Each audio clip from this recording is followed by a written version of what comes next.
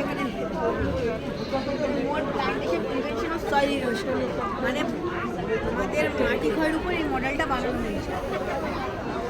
এখানে প্রথম এখানে দেখো গাছের নেই, গাছের কোনো অবশেষ গাছই নেই।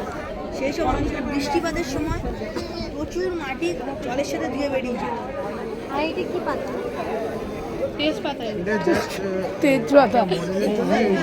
সেখানে মালচিং বা গাছের মোড়া অংশ, গাছ যদি আমরা কেটে দিই, তারপরে গাছের যে শিকড় বা রুট ঢুকে গেছে, পা থেকে ঢুকে গেছে, এইগুলো দেখে আটকে রাখে, কিন্তু এর থেকে পরিমাণে কম তোমার মাটিটা ক্ষয় হয়। তার জন্য জিনিসের কাজ করে কি যেখানে প্লান্টেশন থাকে সেই সব অঞ্চলে এই দুটো খুবই কম পরিমাণে মাটি ক্ষয় হয়।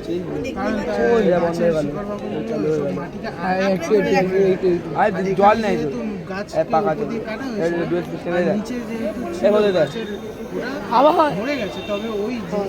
হাওয়া কই এসব ভালো না, পাখা চালিয়ে হাওয়া খাবে না, হাওয়া খাবে পাখা ছাড়া হাওয়া যেখানে একটুও নেই সেখানে গাড়ি ভালো না, বুঝে না দেখবি চিলে হেভি মজা লাগবে তো। ও আচ্ছা